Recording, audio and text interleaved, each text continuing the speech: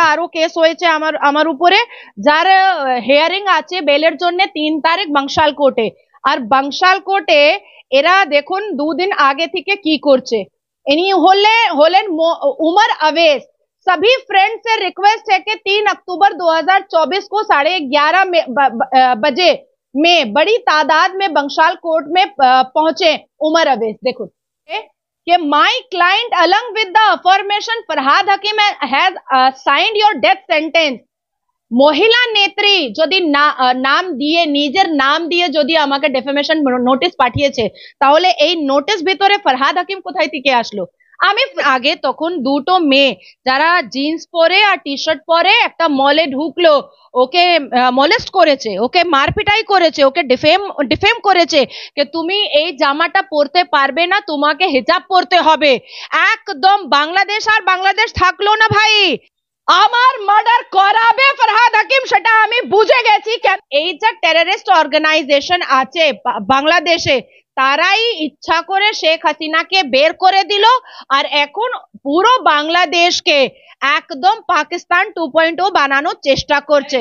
আপনি বাংলাদেশের কথা বলছেন, আমার মনে হচ্ছে 2 বছর 3 বছর ভিতরে এই পশ্চিমবঙ্গ মুসলিম রাজ্য হয়ে যাবে, ইসলামিক রাজ্য হয়ে যাবে।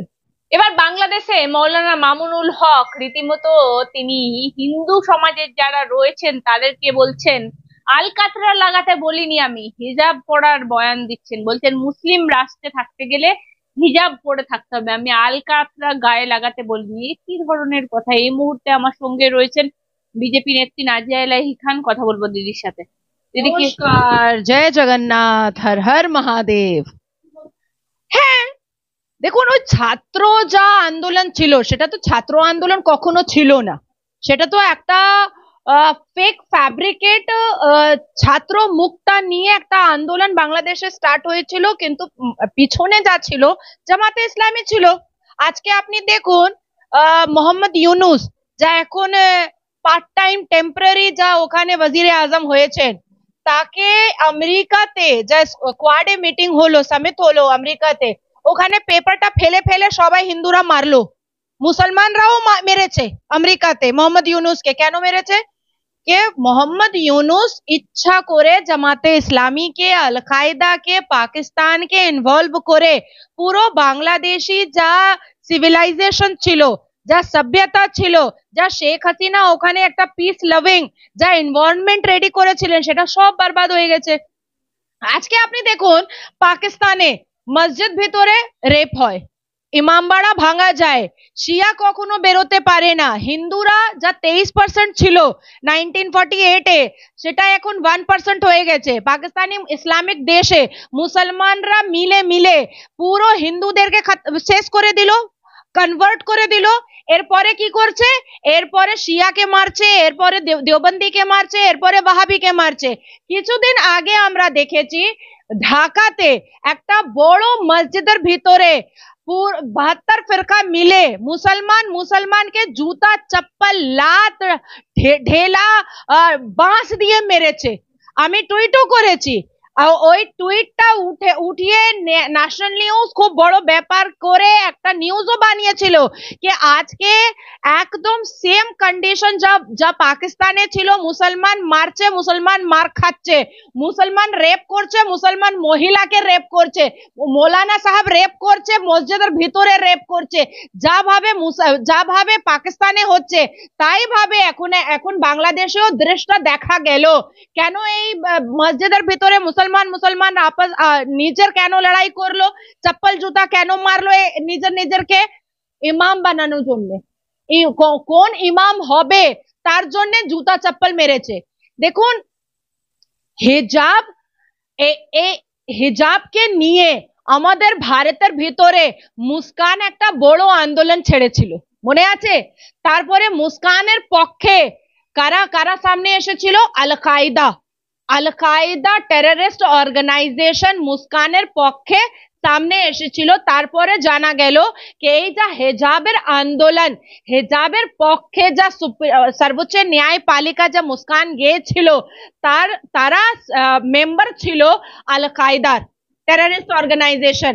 আমি তো আগেও আপনাকে বলেছিলাম যে এই যে টেররিস্ট অর্গানাইজেশন আছে বাংলাদেশে, তারাই ইচ্ছা করে শেখ হাসিনাকে বের করে দিল, আর এখন পুরো বাংলাদেশকে একদম পাকিস্তান 2.0 বানানোর চেষ্টা করছে।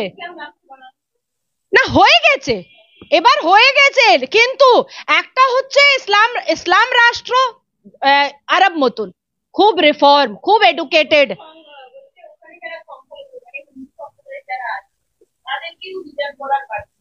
হ্যাঁ, আমি তো দেখেছি।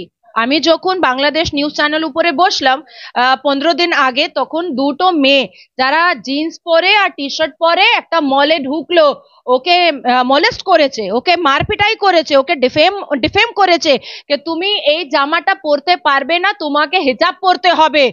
একদম বাংলাদেশ আর বাংলাদেশ থাকলো না ভাই, সেটা ভাবতে হবে। বাংলাদেশ এখন একদম পাকিস্তান 2.0 হয়ে গেছে। আর যখন পুরো হিন্দুরা শেষ হয়ে যাবে বাংলাদেশে, তখন এই ইসলামিক প্রিচাররা, মৌলভী মুল্লারা এই মুসলমান মেয়েদেরকে রেপ করবে, মুসলমান ছেলেদেরকে রেপ করবে। কেন? এদের তো অভ্যাস আছে রেপ করার, এদের তো অভ্যাস আছে গলা কাটার, এদের তো অভ্যাস আছে, নেচার আছে গালিগালাজ করার। পাকিস্তানে যখন পুরো পুরো হিন্দুরা, পুরো মাইনরিটিটা শেষ হয়ে গেছে, তাহলে আজকে তো মুসলমানকে রেপ করছে। তার মতনই বাংলাদেশে হবে, যে তার ছোট্ট একটা দৃষ্টা আমরা 15 দিন আগে দেখে নিলাম। ঢাকাতে একটা মসজিদের ভিতরে মুসলমানকে লাথজুত্তা করেছে। আপনি বাংলাদেশের কথা বলছেন, আমার মনে হচ্ছে 2 বছর 3 বছর ভিতরে এই পশ্চিমবঙ্গ মুসলিম রাজ্য হয়ে যাবে, ইসলামিক রাজ্য হয়ে যাবে। আপনি চ্যালেঞ্জ রাখবেন এই 2 থেকে 3 বছর পর আপনি এই জিন্সটা পরতে পারবেন না, আপনি এই শার্টটা পরতে পারবেন না, আপনি মুখটা খুলতে পারবেন না। যদি শরিয়া ইনসাফ সভা হামিদুর রহমান আবার লাগাবে, আপনি কিচ্ছু বলতে পারবেন না যে এটা সাংবিধানিক। কেন? পশ্চিমবঙ্গ আগামী 2 বছর 3 বছর পর একদম ইসলামিক রাজ্যতে হয়ে যাবে। কেন? 80% হয়ে গেছে।